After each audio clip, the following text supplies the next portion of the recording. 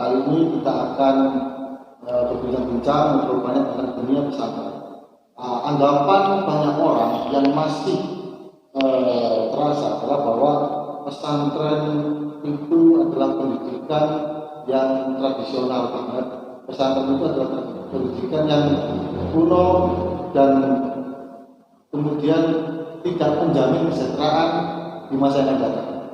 Tapi sebenarnya fakta yang terjadi adalah kita contohkan di sekolah kita di SD Muhammadiyah Sekolah Bendo itu mulai dari tahun 2017 alumni kita itu persentasenya 70% itu sekolah melanjutkan pendidikannya di pesantren. Pada tahun 2018 juga kemudian 80% itu di pesantren. Di tahun 2019 justru malah mendominasi semua lulusan SD Muhammadiyah Sekolah Bendo semuanya masuk pesantren. Nah, ini kan apa yang menarik kira-kira, sedangkan anggapan masyarakat di luar sana masih banyak yang menganggap bahwa pesantren ini pendidikannya adalah pendidikan yang tradisional. Tetapi mau sampai hari ini semakin ke sini, ini semakin banyak diminati. Nah, pemirsa Mubalik Channel yang dirahmati Allah, kali ini kita kedatangan tamu spesial yang juga alumni SD Muhammadiyah 10 Bendo tahun 2017. Ya, menariknya lagi, beliau ini sekarang melanjutkan studinya di Pondok Pesantren Mualimi Yogyakarta. Langsung saja kita ngobrol. Apa kabar Mas Alfa? Alhamdulillah sehat. Sehat ya? Okay. Mas Alfa sekarang aktivitasnya masih di ini ya? Masih di pondok, tapi karena pandemi seperti saat ini tetap dialihkan dengan media online daring. Pembelajaran jarak jauh. Ya. Tapi setiap hari aktivitasnya tetap sekolah seperti biasa. Aktivitasnya hampir sama dengan sekolah ketika hari-hari biasa, ketika offline. Jam pelajarannya pun tetap berjalan dengan sama sejak jam 7 hingga jam 12. Jadi benar-benar harus stay seperti sekolah biasa sejak jam 7, karena absennya pun pada saat jam pelajaran itu juga tidak bisa kemudian ditunda hingga sore atau malam. Jadi kan cuma tempatnya saja ya. Iya. Sekarang belajar dari rumah, tapi jam pelajarannya, jadwal pelajarannya sama. Tetap sama. Oke, Mas Alfa, kita akan ngobrol banyak sekali tentang dunia pesantren, tentang pengalaman Mas Alfa, bagaimana di pesantren. Siap ya? Oke. Apa kira-kira yang membuat Mas Alfa ini kemudian memutuskan klik untuk di pesantren, bukan memilih sekolah yang lain? Setelah tahu dari orang tua saya, lalu saya semakin tertarik lagi itu ketika tahu kalau pondok saya itu ternyata langsung didirikan oleh pendiri Muhammadiyah, yaitu Kiai Haji Ahmad Dahlan. Lalu melihat di sosial media itu gedungnya yang begitu megah, kan pasti siswa baru, santri baru melihat, wah ini pasti bagus itu pondoknya. Jadi kesan pertamanya bahwa pondok ini adalah pondok tertua, iya. Ya. Karena didirikan langsung oleh pendiri Muhammadiyah, Kiai Haji Ahmad Dahlan. Oke. Selanjutnya, Mas Alfa, kira-kira yang membuat istimewa pesantren, pengalaman Mas Alfa ketika mondok selama ini? Yang paling berkesan bagi saya selama saya di pondok itu tentang persaudaraan dan pertemanan yang lebih rekat, lebih erat, yang sangat jauh ditemukan, jarang sekali ditemukan di sekolah-sekolah di luar pesantren. Jadi kan di pesantren itu tidak hanya orang-orang setempat saja yang mondok di situ, tapi dari berbagai daerah, dari luar kota, bahkan dari luar pulau seluruh Indonesia berkumpul jadi satu dalam satu pondok pesantren itu. Jadi senasib, seperjuangan selama 6 tahun, kan ini pondok saya 6 tahun. Jadi pertemanan, kekeluargaan, solidaritas itu sangat dibutuhkan, karena kan juga hidup mandiri, jauh dari orang tua. Pastinya kebutuhan ketika kita memerlukan bantuan, ketika dalam masalah, mesti kita harus larinya ke teman. Kalau tidak memupuk pertemanan, maka bagaimana menyelesaikan masalah itu kan kita juga jauh dari orang tua. Dan membangun nilai-nilai sosial yang bagus ya. Iya. Dan di situ juga dilatih untuk bagaimana menyelesaikan masalah sendiri. Karena selama ini jauh dari orang tua dan dituntut untuk mandiri. Persoalan selesaikan sendiri, mandiri, begitu ya. Melatih untuk dewasa, mandiri, tidak selamanya bergantung pada orang tua. Itu dimulai ketika pesantren itu yang menurut saya yang menjadi poin plus di pesantren yang jarang sekali ditemukan di tempat-tempat lain selain pesantren. Mungkin semuanya ya bersama ya, pesantren-pesantren itu karena memang kan di pesantren itu banyak dari berbagai daerah. Iya. Persoalannya saya yakin sama, mungkin kontennya berbeda-beda karena beda tempat gitu saja. Karena dari berbagai daerah yang pastinya budaya dari Papua dibawa ke Jogja juga harus beradaptasi, tidak bisa membawa budaya Papua ke Jogja, harus beradaptasi dengan budaya Jogja yang sangat menjunjung tinggi nilai-nilai kesopanan, nilai-nilai hormat kepada yang lebih tua. Jadi seluruh daerah bahkan yang sama-sama Jawa pun Jawa Timur juga harus beradaptasi karena juga ada sedikit perbedaan antara budaya Jawa Timur dengan budaya Jogja. Kemudian apakah keputusan mondoknya Mas Aufa ini ada hubungannya dengan SD Muhammadiyah Purbalingga? Maksudnya begini, pernah enggak di waktu di sekolah di Muhammadiyah dulu mendengar informasi tentang pesantren? Pastinya pernah. Nah, ya. Dari guru-guru yang bercerita dulu ketika mondok seperti apa, mungkin pengalamannya seperti nyuci bareng atau rujaan yang itu menurut saya sangat berkesan dan wah gitu, yang tidak ditemukan di tempat-tempat lain, karena kan juga itu hasil dari diri sendiri dan teman-teman seperjuangan, bukan dari orang tua. Jadi itu menurut saya yang menarik, yang saya ambil dari guru-guru saya ketika SD. Jadi pernah mendengar informasi tentang pesantren dari SD, sudah pernah mendengar ya? Pernah. Kemudian kira-kira ini kita nostalgia ya, jadi ngomong SD Muhammadiyah Purbalingga, kita nostalgia sebentar. Mas Aufa, kira-kira peristiwa atau kegiatan apa yang paling dianggap penting dan masih berkesan sampai sekarang? Kan SD itu setelah saya masuk ke dunia SMP ya, saya melihat ke belakang SD itu seperti tidak memikirkan apa-apa dan masih kosong, tidak ada beban sama sekali. Dan menurut saya yang paling mengenang itu ketika kelas 6 kan juga ketika perpisahan itu kan juga pasti rasa kangen pasti ada kan, karena akan berpisah, karena akan memilih jalannya masing-masing, yang akan jarang bertemu karena sudah berada di jenjang selanjutnya. Yang itu menurut saya paling berkesan dan paling mengenang. Jadi justru berkesan sekali itu ketika waktu kelas 6 ya, mau lulus sekolah.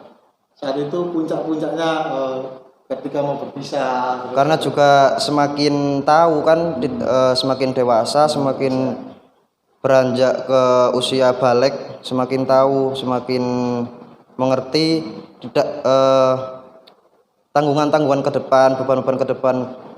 Jadi yang paling mengenang di kelas 6 itu ya pertemanan juga sangat dipupuk, karena kan ujian-ujian juga mengerjakan ujian bareng, belajar bareng, dan les bareng, pulang sore bareng dan sebagainya. Sampai sekarang masih nyambung sama teman-temannya yang alumni dulu? Alhamdulillah masih ya? Ada grup WhatsApp. Itu mungkin bisa dibantu untuk menginformasikan promosi-promosi sekolah barangkali di SD Muhammadiyah. Nah, ini saya mau tanya ke Mas Alka, kira-kira siapa yang paling berkesan bagi Mas Alfa, guru-guru atau siapa di SD Muhammadiyah Purbalingga ini? Menurut saya ya karena peristiwa paling berkesan di kelas 6 pastinya juga yang orang paling berkesan ketika di SD juga ketika saya kelas 6, yaitu wali kelas saya sendiri ketika saat itu. Bu Yayun. Bu Yayun.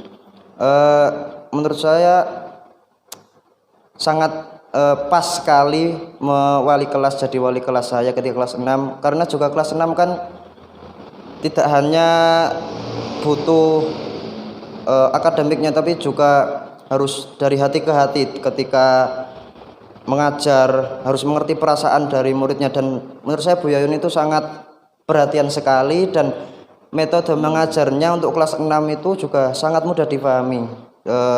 Materi-materinya juga, cara mengajarnya juga enak dan mudah sekali untuk dipahami. Matematika ya waktu itu? Matematika, IPA. Waktu itu sudah tematika apa belum? Kelas 6? Saya tematik cuma kelas 4, terus kelas 5, kelas 6 balik lagi. Terima kasih. Jadi kesimpulannya begini Mas Alfa, kalau bisa saya tarik kesimpulan, di pesantren itu ternyata tidak seperti apa yang dianggap kebanyakan orang selama ini. Betul sekali. Artinya pesantren itu justru bukan sekolah atau produk-produk tradisional, malah justru peka terhadap perkembangan zaman. Gitu ya. Sangat bermanfaat karena juga sangat terbukti bahwa di masyarakat sendiri yang paling dibutuhkan justru para santri-santri yang itu mondok di pesantren-pesantren. Oke, Mas Alfa, sekarang karena program ini juga mengedukasi untuk wali murid, barangkali nanti ada semangat untuk melanjutkan pendidikan anak-anaknya ke pesantren seperti Mas Alfa. Karena Mas Alfa ini informasinya sudah hafal 30 juz ya? Alhamdulillah. Alhamdulillah ya. Itu ditempuh di pesantren waktu itu? Iya, di pesantren. Nah ini yang menarik ini sebelum kita lanjutkan pertanyaannya. Kira-kira kok bisa gitu? Kira-kira enggak padat apa pembelajaran di pesantren itu kan kalau diamati bangun tidur sampai mau tidur itu kan terus aktivitas itu. Lah, menghafalnya di mana kok sampai bisa kemudian membagi itu? Jadi keinginan saya untuk menghafal Al-Quran itu sebenarnya sudah ada sejak SD, tapi belum terlalu terpicu sekali. Tapi pemicunya sudah mulai sejak SD. Karena juga program SD, kemudian juga dorongan dari orang tua yang selalu menyalakan murotal, dan saya tertarik dengan syekh-syekh itu dari nadanya yang indah dan sebagainya. Kemudian ketika masuk pesantren ada program tahfidz, coba saya ikuti karena melihat senior-senior saya, kakak-kakak saya yang bisa setoran selesai 30 juz, itu juga menjadi pendorong keinginan motivasi buat saya untuk bisa. Kok kakak kelas saya aja bisa, kenapa saya tidak? Terus saya coba bagi waktunya dari habis subuh itu sampai jam 6 itu hafalan ya. Kan tapi yang paling penting jika awal-awal seperti itu faktor lingkungan lah yang paling mendukung. Lingkungan itu maksudnya ketika semua yang di samping kita ini semuanya menghafal, kita ya, juga terdorong motivasi untuk menghafal terus. Jadi kalau misalnya lingkungan kita tidak mendukung untuk yang bagi kita yang mau mencoba mengawali menghafal Al-Quran, itu juga akan sangat susah, berpengaruh sekali. Karena kalau lingkungannya sudah mendukung, di satu tempat itu sama-sama menghafal, dan banyak teman-temannya juga, itu sangat termotivasi, sangat berpengaruh sekali. Karena yang saya rasakan ketika pondok atau asrama sepi, saya mengikuti kegiatan tahfidz sendiri, lalu teman-teman saya yang lain pulang, itu juga sangat susah karena sudah sedikit sekali teman-teman yang ikut program tahfidz tersebut. Dan kalau banyak temannya kan semakin termotivasi, dan juga tingkat kompetisi itu mesti ada. Nah ini Mas Alfa, yang menarik sekali kalau di sekolah di Muhammadiyah kita ini kan ada program tahfidz. Program tahfidz ya memang targetnya belum sampai banyak begitu ya, mungkin juz 30 sama surat Ar-Rahman, kemudian lanjut juz 29. Kira-kira bagaimana menurut Mas Alfa tentang program tahfidz di sekolah kita? Menurut saya sudah bagus dulu, tapi saya kagetnya dulu pas ketika kelas 6 itu ternyata tidak semua wisudah tahfidz, hanya beberapa orang saja yang selesai. Jadi mungkin menurut saya bisa digenjot lagi, bisa dipupuk lagi agar lulusan kelas 6 itu sudah selesai semuanya ya. Sudah tahfidz semua kelas 6 lulus sudah semuanya selesai. memang targetnya sudah selesai ya. Nah, ini ada enggak saran-saran untuk ini program-program sekolah kita nanti berkaitan dengan tahfidz? Karena mungkin Mas Alfa hari ini fokusnya mungkin di tahfidz juga.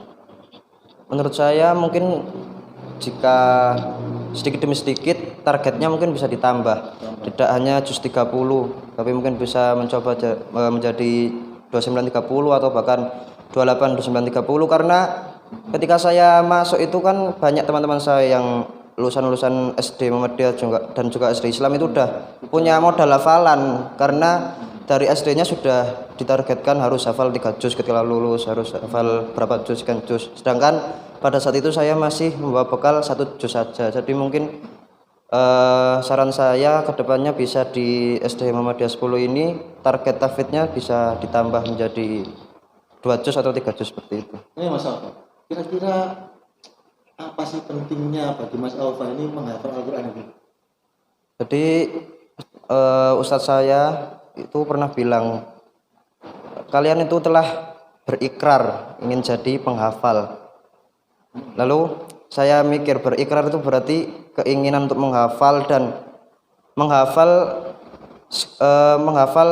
Al-Quran itu ada yang sengaja, ada yang juga tidak disengaja. Seperti misalnya gini, kita cuma ikut-ikutan aja itu, ikut-ikutan program tahfidz dari sekolah. Tapi menurut saya itu juga termasuk ikrar kita untuk menjadi penghafal. Lalu dilanjutkan dari perkataan Ustadz saya, dan orang yang pertama kali dicelupkan di neraka ialah orang yang melupakan ayat-ayat yang telah dihafal. Itu menjadi motivasi, dorongan bagi saya untuk selalu tantangan tantangan untuk menjaga setiap hafalan-hafalan. Jadi menurut saya sebenarnya semua diri kita semua itu ditakdirkan menjadi seorang penghafal. Berapapun hafalan kita, terserah, walaupun hanya juz 30 ataupun hanya An-Nas itu termasuk hafalan, dan juga dibilang sebagai penghafal. Jadi penghafal itu tidak hanya 30 juz hafal, tapi prosesnya yang dinilai. Artinya begini, orang yang menghafal Al-Quran itu punya beban. Ya, amanah. Ketika dia tidak bisa menjaga hafalannya atau tidak bisa amanah dengan apa yang dihafal, itu kemudian itu tadi efeknya. Di samping ganjarannya juga besar ketika benar-benar serius menjaga, akan mendapat syafaat dari Al-Quran, akan mendapat kebaikan, barokah, pahala dan sebagainya. Tapi jika benar-benar melupakan, azabnya juga sangat pedih, menjadi orang yang pertama dicelupkan ke dalam neraka. Seperti itu. Banyak orang menghafal misalnya. Kalau menghafalnya itu mudah. Menjaganya itu yang sulit. Benar nggak? Benar sekali. Menurut saya kan memang proses di pondok saya itu kan menambah. Pertamanya itu ziyadah, nambah terus tanpa mengulang hafalan yang telah dihafal. Jadi mudah sekali. Sehari bisa dapat sampai 1 juz. Itu kan hanya nambah terus. Ketika murojaah itu yang susah. Mungkin ketika murojaah 1 juz 2 juz masih gampang membagi waktunya. Tapi kalau sudah 5 juz ke atas, 10 juz itu sangat susah sekali membagi waktunya. Terkadang lalai akan pekerjaan atau aktivitas yang lain, dan Al-Quran itu kalau benar-benar ditinggal saja sehari itu bisa seminggu Al-Quran meninggalkan kita. Seperti itu. Gitu ya. Jadi memang menjaga itu sangat sulit ya, karena memang butuh mengulang-ulang hafalan yang sudah kita hafalkan itu, bagaimana supaya tetap ingat dalam hati dan pikiran kita. Nah, ini pertanyaan terakhir Mas Alfa. Seandainya Mas Alfa punya kesempatan untuk ngobrol sama wali murid SD Muhammadiyah 10 Bendo, kira-kira yang ingin Mas Alfa katakan apa? Pastinya tadi yang pertama, hilangkan pandangan bahwa pesantren itu tempat orang-orang tidak bisa berkembang atau masa depannya suram. Padahal ya pesantren itu banyak orang-orang hebat, orang-orang cerdas itu justru muncul dari pesantren, dan kebermanfaatannya pun juga besar, tidak hanya untuk diri sendiri, bahkan justru juga ke masyarakat. Jadi setelah itu pendidikan kepada teman-teman ketika SD ini kan sangat berperan besar antara orang tua dan guru ketika SD. Mengingat juga teman-teman SD masih berada di rumah, diawasi dengan orang tua dan pengawasannya masih ketat.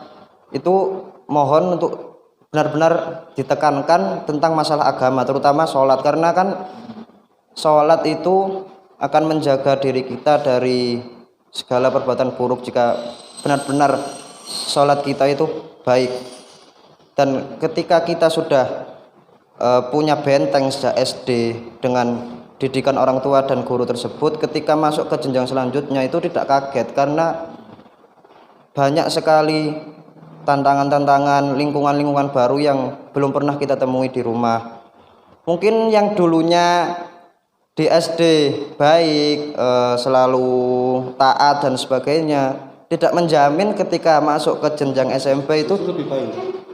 Tidak menjamin, malah bisa jadi sangat lebih buruk, sangat buruk sekali. Yang mendominasi.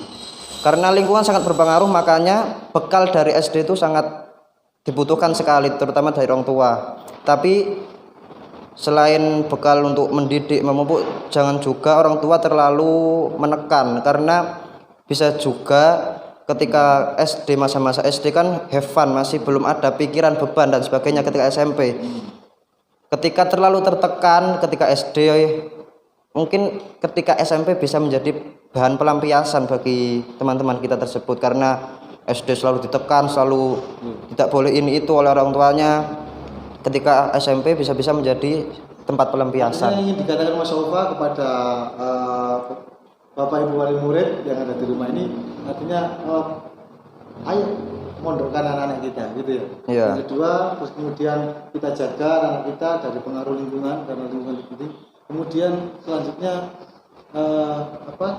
yang terakhir tadi, jangan terlalu menekan. Beri pilihan-pilihan pada anak-anak, lebih memberi pilihan. Lebih terbuka. Jangan terlalu memaksakan kehendak, karena juga kan punya keinginan, punya hak masing-masing setiap individu. Oke. Terima kasih Mas Ulfa, menarik sekali obrolan kita pada hari kali ini. Ya, mudah-mudahan ada kesempatan lain bisa kita obrolan lagi tentang hal baru, mungkin selain tentang dunia pesantren ya. Ya. Pemirsa Mubalik Channel yang dirahmati Allah, menarik sekali obrolan kita pada kali ini. Beberapa hal yang mungkin bisa saya tarik kesimpulan. Yang pertama adalah tidak benar bahwa anggapan masyarakat tentang pesantren, bahwa pesantren itu adalah pendidikan yang tradisional sekali.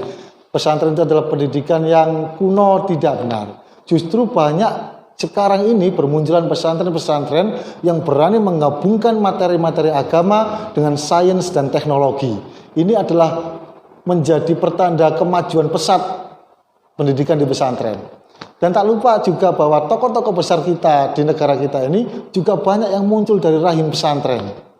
Yang kedua, yang ingin saya ambil kesimpulan adalah bahwa tidak ada lembaga pendidikan manapun yang bisa menjamin keberhasilan anak-anak kita di masa depan. Tetapi paling tidak ketika orang tua kemudian sudah memilihkan anaknya di pendidikan atau lembaga pendidikan terbaik, di lingkungan yang terbaik, dengan materi pembelajaran terbaik, maka insya Allah itulah yang akan menanamkan anak-anak kita, menanamkan karakter pada anak-anak kita, yang nanti itu akan menjadi bekal untuk kehidupannya di masa yang akan datang. Dan itu semua bisa kita jumpai di pesantren. Begitu Mas Ulfa ya. Oke. Terima kasih sahabat Mubalik Channel yang dirahmati Allah. Insya Allah kita akan bertemu lagi di channel yang sama dalam tema yang berbeda. Saya akhiri, assalamualaikum warahmatullahi wabarakatuh.